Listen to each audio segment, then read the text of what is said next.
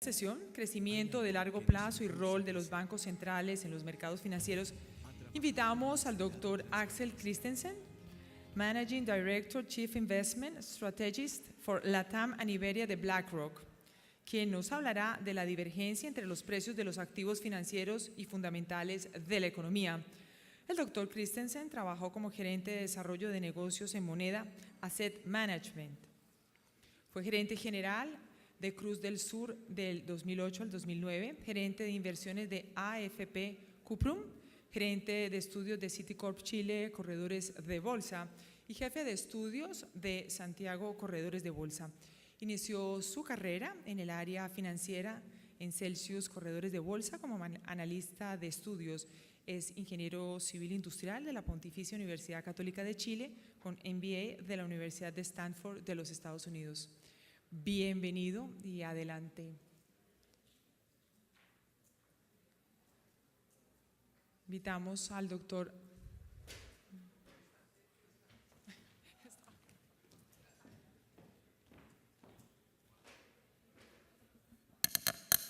Buenos días. Quisiera agradecer a todos los organizadores del evento, a Sobolsa, por la oportunidad de presentar hoy. Soy parte del equipo de BlackRock de América Latina. Actualmente me desempeño como estratega jefe para la región y la idea es que podamos repasar en el día de hoy todo lo relacionado con la aparente divergencia, vamos a volver sobre ello, entre lo que es los valores que toman los activos financieros y los fundamentos económicos. Pero antes, nada más para introducirles a BlackRock, quizás para algunos de ustedes no es algo que les diga mucho. BlackRock es el mayor gestor de fondos a nivel global. Tenemos ya cerca de 4.7 trillones de dólares bajo administración y tenemos una fuerte presencia en la región, con ya cerca de 150 personas, incluyendo oficinas en Colombia, en México, en Brasil, en Chile, por cierto, en Madrid y con presencia del equipo latinoamericano en Estados Unidos. Para la región tenemos responsabilidad por cerca de 100.000 millones de dólares y estamos muy involucrados a nivel local, incluyendo a nuestra presencia como administrador del ETF y Colcap acá en Colombia. Así que con eso quisiera pasar a la presentación. Y acá, cuando venía para acá, le estaba dando los toques finales a la presentación, me acordé muy bien, no hace mucho cuando había estado con Javier, hace algunos meses ya, había estado en Santiago de Chile, donde estoy basado, para proponer, presentar y propuso el tema, el hablar de la divergencia entre los precios de activos financieros y fundamentos económicos. Y en ese momento me parecía un tema muy bien para una agenda académica como la que estamos viendo estos días, pero no era necesariamente algo tan conectado con ese momento de mercado. Y cómo nos sorprende la realidad, ¿no? Y hoy en día probablemente hemos estado hablando muchísimo con respecto a cómo en estas recientes fechas en que hemos visto mucha volatilidad de mercado, afortunadamente estos días volatilidad al alza y no a la baja, pero nos hemos cuestionado mucho respecto a, bueno, hubo un cambio en los fundamentos económicos, algo tan significativo que llevó a una corrección tan importante. Así que algo que en su momento quizás parecía muy centrado en lo académico, afortunadamente, pienso yo, empezó a interconectarse de mejor manera con la realidad. Entonces, la pregunta, ¿no? ¿Siguen los mercados financieros fundamentos económicos? Y bueno, veamos lo que nos dice la teoría. Muchos de nosotros hemos pasado bastantes años estudiando economía, finanzas. Yo me imagino, no quiero aburrirlos demasiado, pero han visto acá cuando analizamos mercados financieros, curvas que no son muy distintas a las de otros mercados, que los precios de los activos financieros lo determinan donde se encuentran la oferta y la demanda. Y cuando hablamos, por ejemplo, de mercados de renta fija, hablamos de la oferta de dinero, hablamos de muchas variables, digamos, duras en cuanto a su contenido económico. Vamos a hablar de inflación, quizás vamos a hablar de política fiscal. Hay una interconexión bastante grande. Al menos la intuición nos dice que los mercados de activos financieros se debiesen mover muy ligados a valores o fundamentos económicos. Y eso quizás es más aparente en algunos mercados que otros. Como les señalo acá, si uno mira estas curvas que aparecen ahí, hay, digamos, teorías, hay modelos que nos permiten poner el precio, al menos teórico, de un activo de renta fija o tratar de ver hacia qué lado se podría mover el tipo de cambio mirando lo que son distintas variables económicas. Así que la primera respuesta desde un poco la intuición ligada a la teoría es que sí, debiese haber un fundamento. Si vemos, por ejemplo, y este es un cuadro que es algo real, nosotros los utilizamos en BlackRock, en el equipo de estrategia, cuando hemos trabajado con, por ejemplo, fondos de pensiones para llevar a cabo un ejercicio de determinación de cartera estratégica de largo plazo. En ese ejercicio requerimos tener como input retornos esperados de largo plazo. ¿Y cómo hacemos eso? Bueno, en este caso recurrimos a estimaciones y análisis de variables fundamentales. Como pueden ver en el detalle de este cuadro, lo que vamos a hacer para, por ejemplo, determinar el retorno esperado de un mercado accionario, lo vamos a descomponer en distintas partes. Va a haber una parte que tiene que ver con el crecimiento de las utilidades de esa compañía. Va a haber otra parte que tiene que ver con el nivel de precios que el mercado puede estar exhibiendo hoy en día con respecto a otros momentos del tiempo. Y finalmente hay una parte del valor o el retorno esperado que se asociará a el pago de dividendos o recompra de acciones. Ahora, fíjense bien en la parte que está delimitada, digamos, y denominada fundamentos de variables económicas, sobre que hay, digamos, de inmediato una conexión a una serie de variables económicas que utilizamos para proyectar esos retornos. El retorno esperado va a ser función de los niveles esperados de inflación futura, el crecimiento real de las utilidades corporativas en el mercado que estemos analizando, y eso a su vez es función de variables como el crecimiento económico, productividad, el crecimiento de la fuerza laboral. Como pueden ver, digamos, hoy en día es una experiencia muy concreta. Esto es algo que estamos utilizando al momento de modelar lo que podrían ser retornos esperados. A modo de ejemplo, si ya hiciéramos este ejercicio para lo que es el mercado de Estados Unidos, podríamos ir componiendo, como pueden ver ahí, con distintas estimaciones de variables económicas, lo que podría ser un retorno de largo plazo. Y cuando hablo de largo plazo estoy pensando en plazos que superan los 10 años. Este es un ejercicio en general más bien teórico en cuanto a no estamos tratando de estimar cuál es el retorno de mañana o de la próxima semana, ni siquiera del próximo año. Esto es más bien tratar de buscar cuál es la relación que hay de retornos con fundamentos de economía. Así que, volviendo a la pregunta original respecto a si existe una relación entre los precios de activos financieros y los fundamentos económicos, la respuesta es sí, o al menos queremos que así sea. Ahora bien, ¿qué pasa cuando de alguna manera empezamos a cotejar esto con la realidad? Y aquí yo creo que si miro incluso mercados que son muy, digamos, muy ligados a variables económicas, como es el mercado de renta fija. Bien sabemos que el mercado de renta fija, digamos, es muy sensible a cambios de estimaciones de inflación, de crecimiento económico, digamos, muy conectado a variables duras.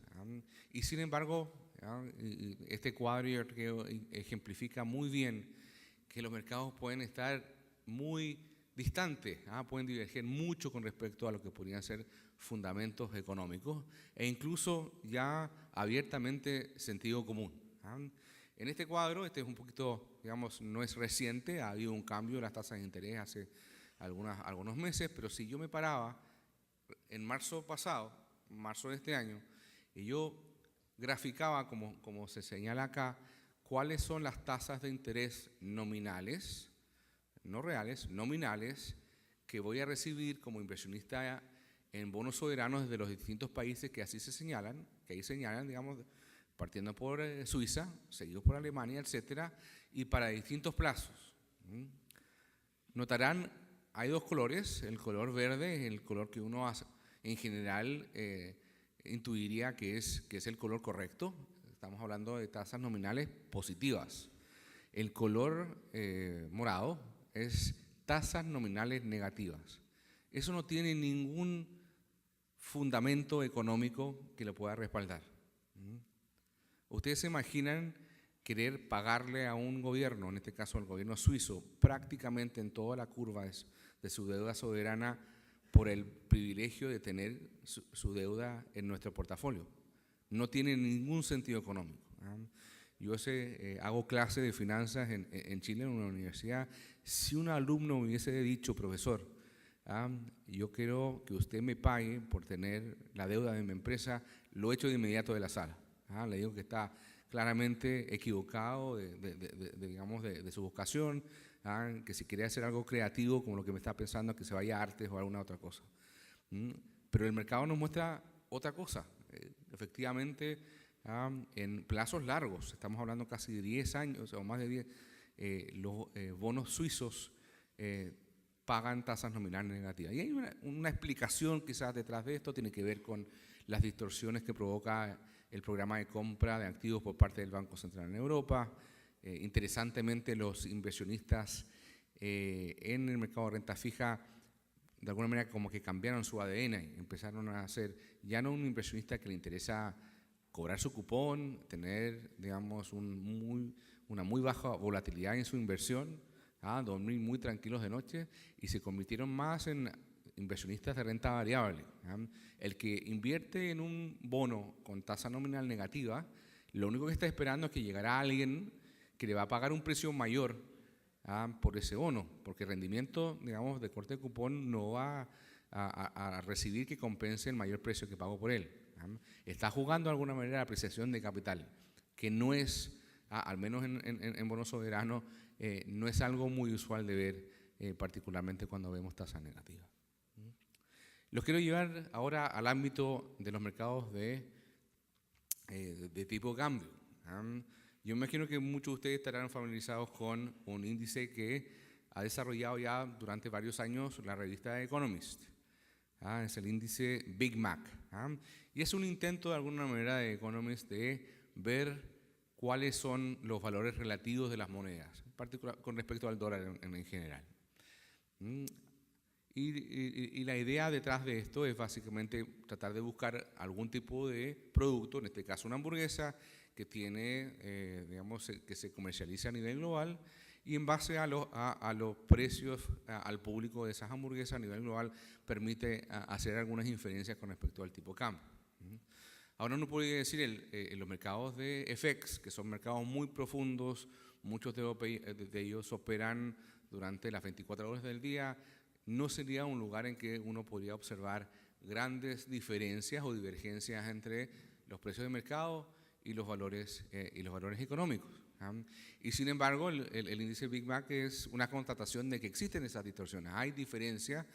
De hecho, en el cuadro pueden ver ahí los colores que representa cada uno de los países en el mapa mundial. Refleja si la moneda local si está sobrevalorada o subvalorada con respecto al dólar. Puedan ver que predominan las tonalidades rojas en el cuadro, digamos, de la reciente entrega de este indicador, que fue en julio pasado, y en general lo que nos está apuntando es que muchas de las monedas están subvaloradas con respecto al dólar, de manera importante. De hecho, pueden ver ahí un poco el detalle de Colombia. El peso colombiano, y yo creo que no tengo que repetirlo demasiado, es una moneda que al menos desde el punto de vista de fundamentos económicos está un tanto desviado de lo que uno podría esperar en cuanto a comercialización de productos. Distinto será, digamos, leía hoy en el periódico que el país vea en un dólar más fuerte una manera más rápida de salir o de buscar un mayor crecimiento económico. Eso puede ser digamos, una finalidad de política económica, pero claramente, digamos, estamos frente a una situación de divergencia entre fundamentos y mercado. Y, digamos, me centro ahora en quizás el mercado que por lo general nos suele sorprender más respecto a diferencias entre los valores fundamentales, como les enseñaba anteriormente, cómo podemos llegar a calcular un retorno esperado, un valor esperado de determinado mercado y la realidad de cómo funciona ese mercado, cómo se determinan los precios de los activos en la realidad, ¿no? Y parto quizás por el fenómeno más reciente. Pueden ver, digamos, que ha sido objeto ya de innumerables editoriales, incluso de caricaturas respecto a la burbuja que presenta el mercado doméstico chino. Y, digamos, si uno miraba a este mercado, antes de la corrección que hemos sufrido durante las últimas semanas, la verdad es que tenía todos los ingredientes como para, digamos, determinar lo que era una burbuja bursátil. Estábamos viendo un mercado que, si bien quizás llevaba un poco de engaño, si uno miraba un indicador de valoración promedio del mercado hace algunos meses atrás, estaba a niveles un tanto altos, pero no demasiado exorbitantes. El mercado chino doméstico, y me refiero a las acciones que se transan en Shanghái, que están principalmente movidas por inversionistas locales, se transaba un tanto por debajo de 20 veces la utilidad, digamos, de los últimos 12 meses. Nuevamente, una utilidad un poco alta quizás, un poco alta con respecto a su propia historia, pero no era una cosa, digamos, tan extrema. Y sin embargo, cuando empiezo a meter más en detalle, como el cuadro, digamos, de color verde busca ilustrar, me empiezo a encontrar con una cantidad importante, más del 50% de las compañías, es cierto, son compañías más pequeñas, pero que tienen múltiplos que superan las 100 veces. O sea, realmente una cosa bastante notoria de que podríamos hablar de una divergencia total de lo que podría ser los fundamentos económicos y la manera en que el mercado le está asignando valor. Y nuevamente uno puede intentar buscar razones. Hay una inyección muy grande de liquidez en China, eso está generando una demanda que está haciendo subir los precios. El perfil del inversionista local chino es un perfil que, digamos, se abre más para la especulación. Yo no sé si ustedes saben que los mnemotécnicos, los códigos de muchas acciones en China llevan número, y llevan número por una razón. Esos números que le ponen en el código son números de buena suerte. Es muy importante tener números de buena suerte en tu código de transacción para atraer a ese inversionista bursátil. Así que ahí les dejo la idea. Si la cosa todavía no funciona, pónganle número acá a los emisores colombianos por ahí, digamos, junto con la lotería, la gente empieza a comprar acciones. Pero eso era lo que pasaba, digamos, en China, y eso de alguna manera provocó una burbuja como la que hemos estado viendo, digamos, desinflándose en las últimas semanas. Ahora, si nos vamos un poco más atrás, esto no es solamente algo que pase, unos dirán, bueno, esta es una economía retrasada, creo que no son más de 1 de cada 30 chinos que invierten en la bolsa, es una cosa que uno esperaría de un mercado que todavía está en un estado de desarrollo muy atrasado. Bueno, se cumplen ya 15 años desde la corrección bursátil de las acciones de Internet en Estados Unidos, y claramente no se trataba de un mercado que tuviese, digamos, con falta de desarrollo. Como podemos ver ahí, y de hecho recién este año el Nasdaq, que es el índice de mercado que de alguna manera recoge la gran mayoría de las compañías de mayor relación tecnológica, recién 15 años después recuperó el nivel que llegó a tener en el máximo durante la burbuja. Así que este fenómeno no es necesariamente tan reciente ni tan, digamos, exclusivo a países emergentes. Lo podemos encontrar en países desarrollados al menos hace 15 años atrás. Y de hecho ni siquiera, digamos, me puedo quedar ahí, puedo irme incluso más atrás. Yo no sé si alguno de ustedes ha tenido la oportunidad de leer este libro. Es un libro escrito a mediados del siglo XIX y que trata precisamente sobre burbuja financiera. Si no lo han leído, digamos, es muy interesante en todo tipo de activos. Obviamente hay activos bursátiles, como sale ahí. Durante el siglo XVIII hubo una burbuja de una compañía que se dedicaba a comerciar con las colonias inglesas, que se llamaba South Sea Company, y como pueden ver ahí, clásico ejemplo de burbuja, sube, ¿no es cierto?, empieza a despejarse de fundamentos económicos. Ahora lo interesante, uno dirá, bueno, claro, siempre hay inversores que son desprevenidos, que no hacen la tarea de analizar los estados financieros. Les quiero apuntar a uno de los inversionistas que se quejaba amargamente del impacto negativo que su propia inversión tuvo en este mercado. ¿Les suena el nombre de Isaac Newton? Uno de los padres de la física. Bueno, este señor, muy influido también por, de alguna manera, lo que sus amistades en ese entonces le comentaban, decidió invertir en esta compañía, por cierto, tarde. De hecho, o más bien, entró, tuvo una buena, digamos, experiencia de inversión, vendió sus acciones, veía que seguía subiendo la acción de la compañía, volvió a comprar y finalmente, digamos, tuvo que salir cuando perdió todo, ¿no?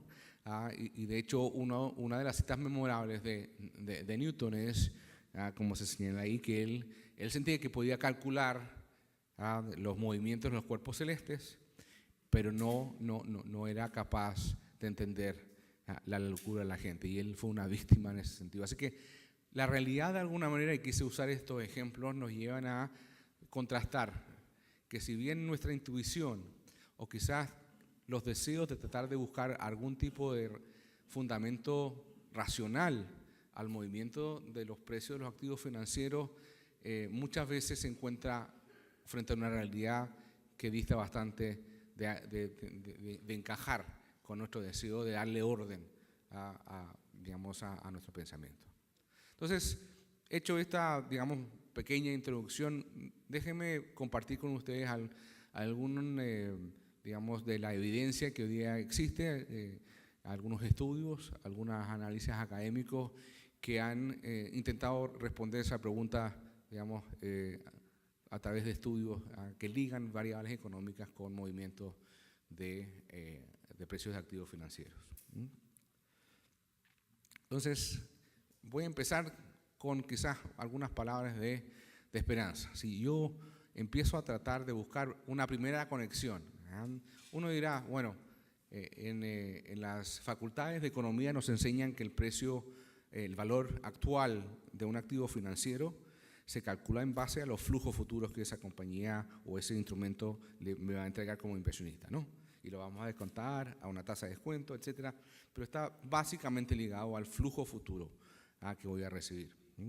Ahora, la gran pregunta o el punto de partida, cuando yo empiezo a mirar fundamentos económicos, ¿es posible hacer una conexión entre el devenir agregado de la economía y las utilidades de las empresas, que son precisamente las utilidades que hoy yo voy a proyectar, por ejemplo, para calcular el precio de una acción o calcular el precio de un instrumento de renta fija? Afortunadamente, o al menos en Estados Unidos, hay una conexión. Pueden ver ahí, por ejemplo, lo que es el crecimiento nominal del Producto de Estados Unidos, que es la línea roja, y más abajo lo que son las utilidades corporativas, como son informadas en las cuentas nacionales de Estados Unidos. No es el S&P 500, son las cuentas agregadas, van a incluir compañías que están listadas y otras que no están listadas en la bolsa de Estados Unidos, ¿sí? Claramente se trata de data real, por lo tanto no hay una coincidencia perfecta, pero pueden ver la tendencia, ¿no? Y de hecho, este es un cuadro de un destacado economista que fue por mucho tiempo estratega digamos, de un banco de inversión, él hablaba de su número mágico, ¿no? Del 7%, que ha sido el crecimiento nominal de largo plazo en Estados Unidos. De alguna manera es el número que él muchas veces utiliza para proyectar lo que es el crecimiento de largo plazo de lo que son las utilidades corporativas. Ahora, ustedes me dirán, esto es toda la economía.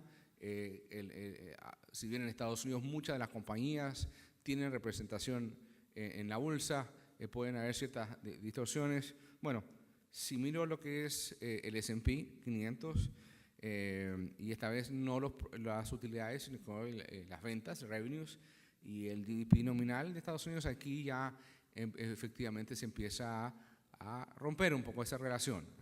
Van quizás en la misma dirección, hay cierta direccionalidad entre uno y otro, pero claramente la volatilidad es distinta. Y esa volatilidad va a tener cierta incidencia al momento de estimar cuáles son esos precios. Así que efectivamente hay una cierta relación en la base, pero claramente las fluctuaciones son bien diferentes. Hay muchas razones detrás de ello. Obviamente hay algunas distorsiones contables que siempre hay que tener en cuenta. Hay una también que es muy relevante que tiene que ver con ciertos, digamos, ciclos económicos. Hay momentos del ciclo económico en que las empresas capturan un porcentaje importante del producto. Si uno ve, por ejemplo, la situación actual en la economía americana, las empresas en general están capturando un porcentaje muy cercano al máximo histórico del crecimiento del producto. Y, digamos, en contraposición a ello, otros sectores de la economía, por ejemplo, el sector digamos, no el capital, sino más bien el trabajo, está capturando una participación menor. Los salarios en Estados Unidos han crecido menos de lo que ha crecido la economía.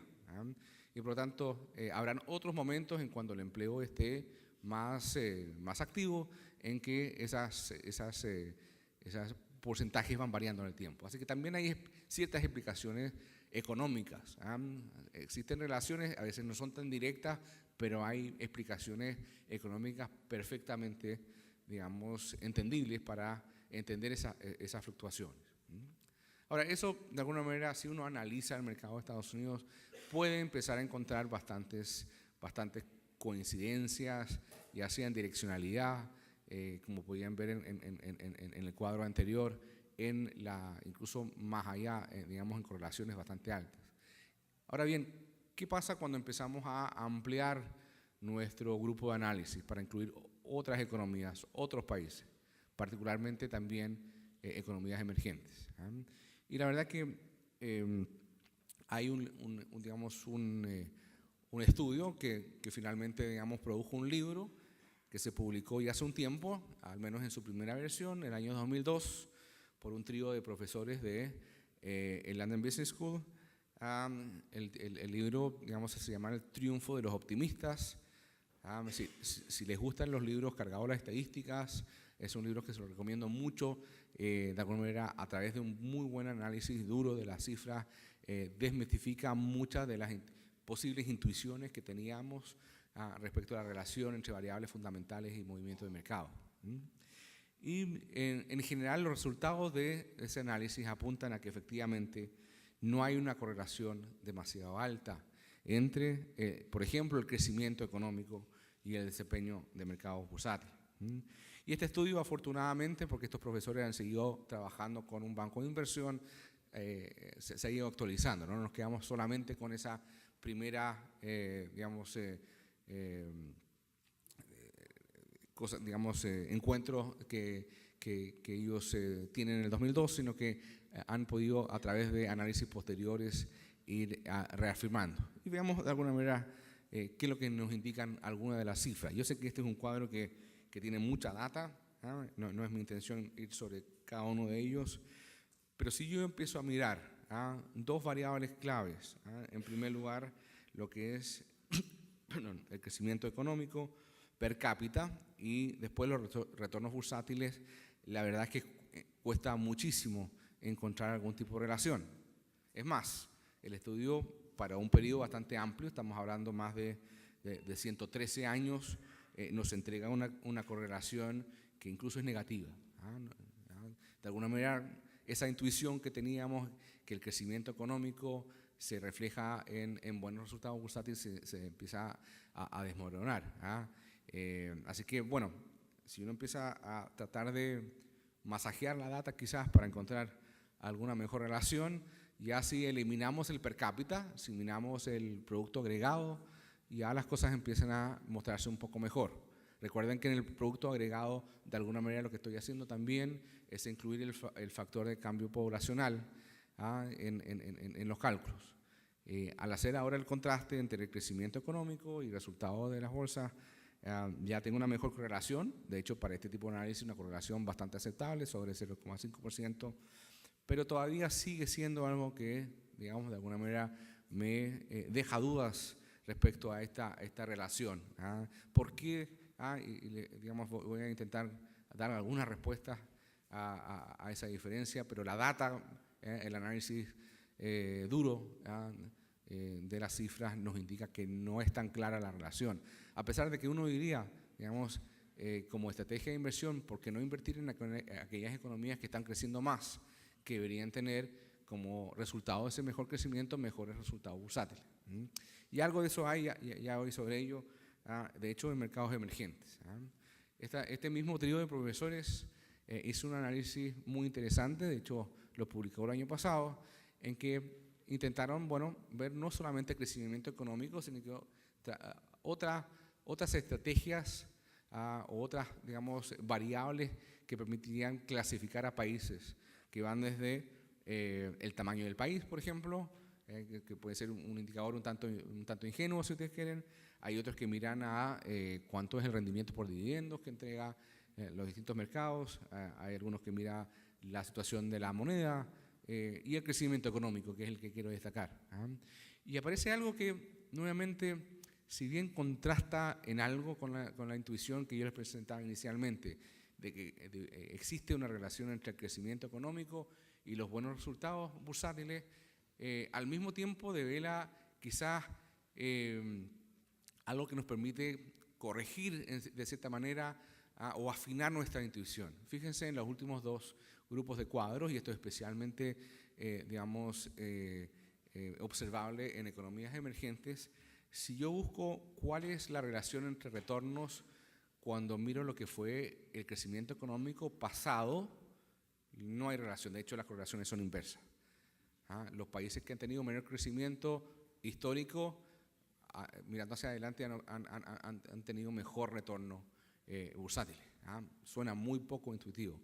Y sin embargo, y fíjense en el último grupo que está destacado ahí, de barras amarillas, si ya no miro al pasado, sino miro a las expectativas de crecimiento económico, ahí las cosas me apuntan en otra dirección. Ahí sí hay una relación.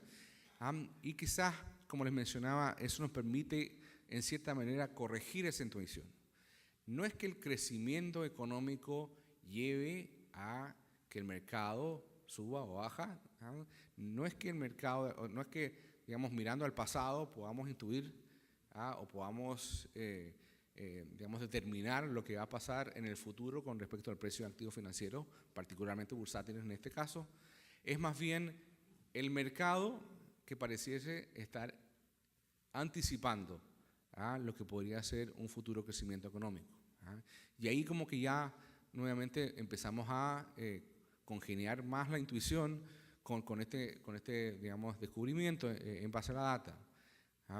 No, digamos, nos debiese interesar tanto lo que ha sido digamos, el resultado en el pasado, y esto lo puedo llevar desde el nivel de país hacia abajo a una compañía. No es tan relevante lo que ha pasado históricamente. Lo importante para fijar el precio de activos financieros, puede ser una acción, puede ser un bono, puede ser una moneda, es las expectativas hacia adelante. Y en ese sentido el mercado va muchas veces a buscar anticipar. Así que no es que fundamentos económicos de alguna manera sean la base de cálculo para lo que sean retornos esperables, particularmente lo que son, digamos, cifras históricas. Es más bien al revés. Si yo estoy buscando algún indicador que me ayude a entender cuáles son las expectativas que existen respecto a fundamentos económicos, ya sea inflación o crecimiento económico, los precios de los activos financieros muchas veces me llevan a entender y anticipar esas evoluciones. Ahora, me detuve un buen tiempo en lo que es la renta variable, la estadística que he podido revisar rápidamente y es consistente con otros estudios. Quise, entregarle de estos economistas del London Business School porque son más conocidos y realmente el libro que les mencionaba es una lectura muy interesante. Pero si hacemos el análisis en otras categorías, la verdad que ahí afortunadamente parece ver un poquito más de relación. Y aquí uso como ejemplo lo que es, de alguna manera, la relación que hay entre clasificación de riesgo, particularmente de emisores soberanos, que como saben y se indica acá en el cuadro, la clasificación de riesgo soberano de un país, como puede ser Colombia o Brasil o un país europeo, es función de una serie de variables económicas. No solamente variables económicas cuantitativas, como puede ser la situación fiscal, la situación de política monetaria, también hay elementos cualitativos muy relevantes. La fortaleza de la institucionalidad, por ejemplo, la dependencia, por ejemplo, de determinados tipos de productos de exportación, etc. Todo ese tipo de variables, pero que en general tiene una base de fundamento económico bastante fuerte, son lo que una agencia de crédito pone de alguna manera en la juguera para sacar la clasificación de riesgo de un país. Ahora, ¿tiene relación en general la clasificación de crédito que emiten estas clasificadoras respecto al precio que toman los activos financieros? Y la verdad es que nuevamente hay cierta relación. Como pueden ver acá, hay un cuadro acá en que estoy graficando lo que son los rendimientos de mercado versus la categoría de riesgo que asignan las principales agencias clasificadoras. Uno puede, de alguna manera, en base a esos puntos, derivar una curva que tiene cierto sentido y, sin embargo, uno no tiene que trabajar demasiado para encontrar algunos casos de excepción a lo que uno esperaría. Entonces, uno dice, bueno, las categorías de clasificación de riesgo que se fundamentan de manera muy importante en variables económicas, cuantitativas y cualitativas, el mercado las está reconociendo al momento de ponerle precios a sus activos y la verdad es que en buena parte sí, pero no es perfecto. Hay otros elementos también, pueden ver ahí que hay países que si bien están en la misma categoría de crédito que otros, pueden observar diferencias importantes. Y eso muchas veces tiene que ver con características especiales. Hay algunos emisores que no tienen niveles de liquidez demasiado grandes en sus emisiones. Hay otros que hay otros elementos, digamos, que pueden jugar, pero hay suficiente evidencia con base empírica como para encontrar cierto sustento. Y lo traigo a colación básicamente para, de alguna manera, decir que no necesariamente esa falta de interrelación que estábamos viendo en el caso de mercados bursátiles se encuentra con tanta fuerza en otra clase de activos. Ahora bien, ¿por qué se da esta situación? Ya pudimos corroborar que si bien existe toda una teoría con respecto a cómo se dice determinar el precio de los activos financieros, si contrastamos con la realidad, nos encontramos con una divergencia bien importante. Y yo creo que esto ha sido básicamente quizás lo que podemos traer a colación durante las últimas semanas, ¿no? Yo no sé si ustedes están familiarizados con esta portada del Economist. Yo quisiera, no sé si alguna persona de la audiencia podrá decirme qué fecha tiene esta portada. Es del año 1997. ¿Okay? Es hace un tiempo ya. Y sin embargo, si la hubiese sacado esta semana el Economist, ¿no me dirían que es muy oportuna? Los mercados parecen no cambiar demasiado, o más bien los seres humanos parecen no querer cambiar demasiado. Así que lo que a veces parece una discusión sumamente racional. Este ya es una caricatura que ya tiene bastante digamos, trayectoria ya. Pueden ver que efectivamente algo que parece muy racional, muy falta digamos, de emocionalidad, por un malentendido, los invito a leer los detalles, digamos, se convierte en, digamos, en un pánico que empieza a mover mercados, tanto para arriba como para abajo. Así que tratando de encontrar algunas razones, ¿no? En primer lugar, digamos, está la posibilidad, yo creo que esto ya a esta altura podemos estar de acuerdo de que los inversionistas no somos 100% racionales. Tenemos ahí ya un campo de la finanza que digamos, denominada finanzas del comportamiento, que busca entender precisamente cuáles son esas distorsiones que tenemos las personas al momento de tomar decisiones de inversión. Hay una multiplicidad de ejemplos de ello. Por ejemplo, las personas, por lo general, no sé si ustedes comparten, preferimos ganar menos en una inversión que haber ganado mucho y después perder algo, ¿no? A pesar de que el punto final, el resultado final sea el mismo, ¿cómo sentimos perder dinero? No nos importa tanto ganar menos. Y eso totalmente, desde el punto de vista del resultado, bastante irracional. También empezamos a ver las cosas desde el punto de vista más cíclico, cuando la propensión de inversionistas a vender cuando el mercado está cayendo es bastante grande. Y todo lo contrario, en general, ustedes no me dirán, yo todavía no he escuchado a alguien que me diga lo contrario, que muchos inversionistas esperan que las acciones suban. Yo no voy a comprar ahora, voy a esperar a que suban antes de comprar. Totalmente racional, ¿no? Y sin embargo, digamos, tenemos este tipo de comportamiento. Ahora, si fuese un comportamiento, digamos, por decirlo así, aleatorio, si de repente las personas actuaran de cierta manera y después de otra, la verdad que el impacto sobre el mercado probablemente se equilibraría. Y sin embargo, lo clave aquí es que tenemos en general enfoques que son sistemáticamente irracionales. No es tan difícil muchas veces marcar y encontrar este tipo de patrones digamos, de lo que es miedo y ambición de inversionistas en el mercado. En algún momento nos embarga el entusiasmo, pensamos que el crecimiento que estamos viendo ahora se va a extender al infinito, y compramos sin pensar, así como esos inversionistas chinos que no importa, voy a pagar 100 veces lo que la compañía ganó el año pasado porque necesito tener esta compañía en mi portafolio. Además tiene un número ahí que me da buena suerte. Así que muchas veces muchos inversionistas, y no estoy hablando necesariamente de inversionistas personales, muchas veces inversionistas profesionales, y tengo algunos años de experiencia en esto, quizás de una manera un poco más sofisticada, intentamos buscar argumentos, nos inventamos argumentos para darle solidez al mercado. Mira, este múltiplo puede estar un poco extendido, pero la verdad, como la inflación a nivel general es muy baja, eso hace más fácil pagar un premio mucho mayor en esta situación de mercado de lo que hubiese pagado antes.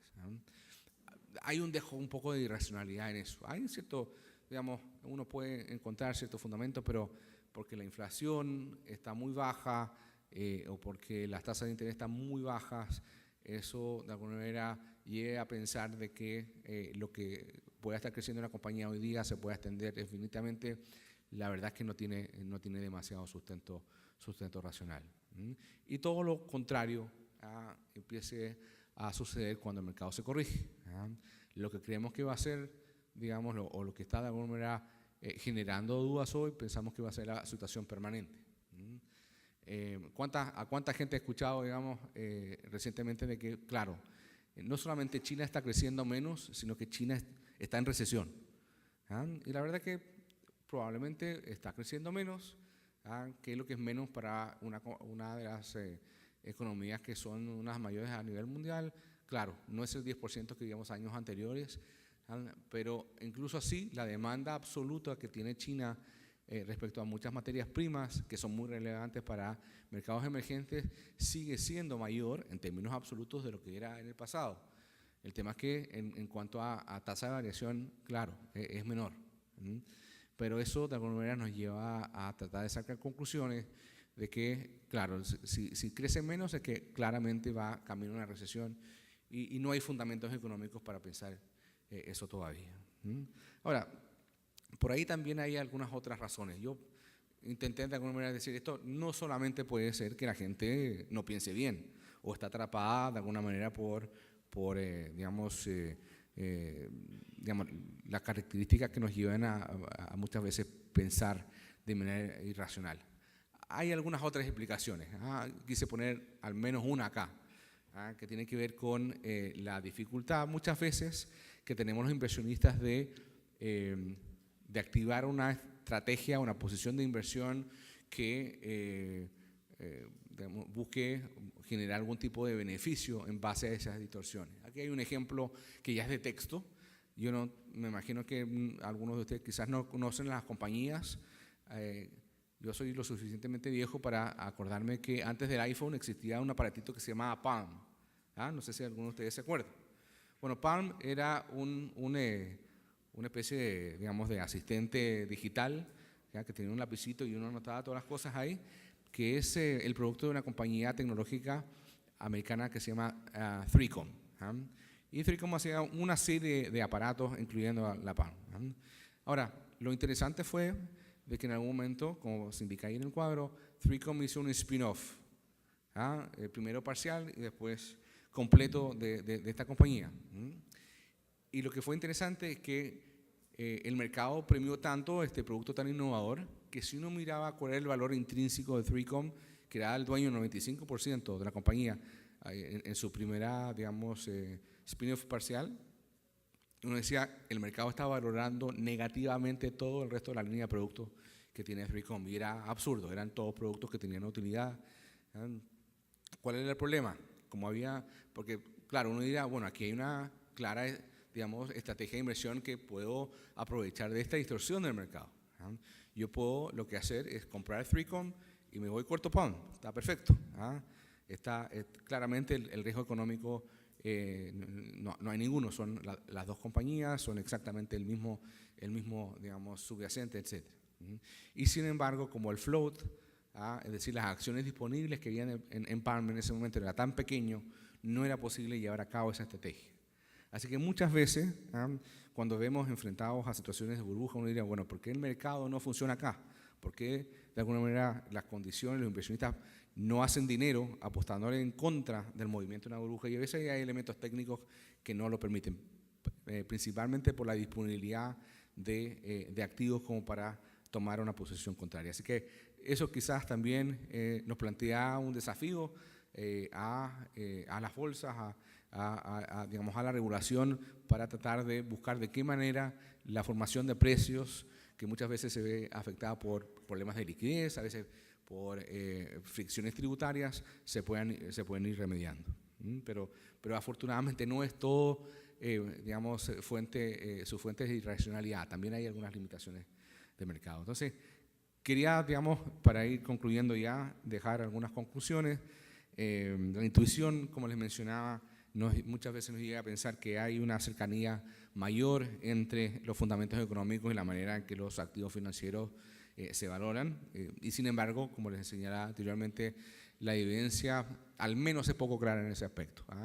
En algunos casos es abiertamente contraria, en algunos otros casos es menos clara, o si ustedes quieren, de alguna manera, redirigen mi mirada en cuanto a lo que pensaba que era intuición, digamos, más bien el rol anticipatorio que tienen muchas veces la manera en que se fijan precios de activos financieros respecto a la evolución de variables económicas.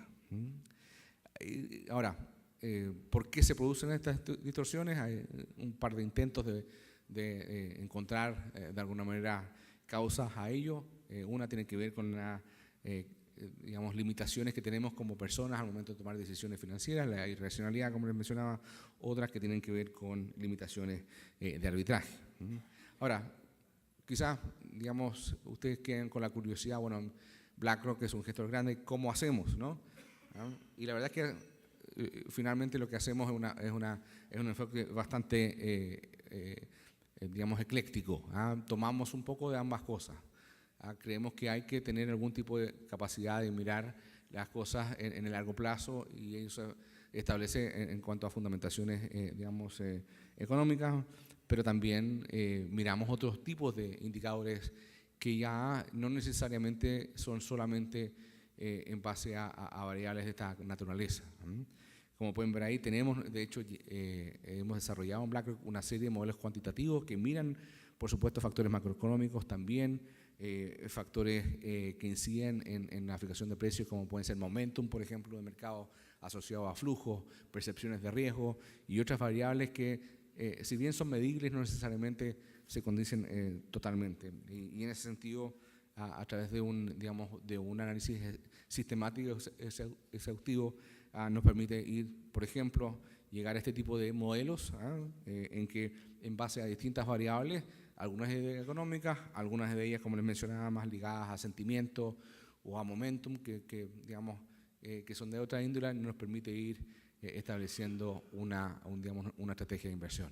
Así que, de alguna manera, es posible encontrar estos dos mundos, estar atento a estas divergencias en cuanto a necesitar de otro tipo de variables fuera de las económicas para hacer este tipo digamos, análisis de lo que pueden ser retornos futuros.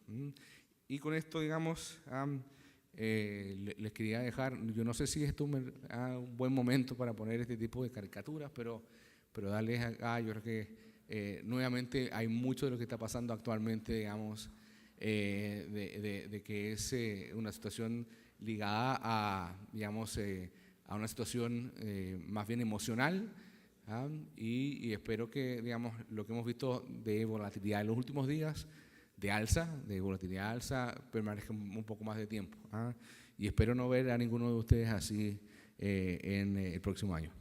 Gracias. Muchas gracias.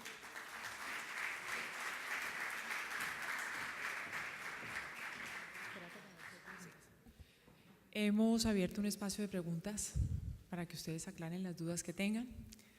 Levanten la mano y les acercaremos el micrófono.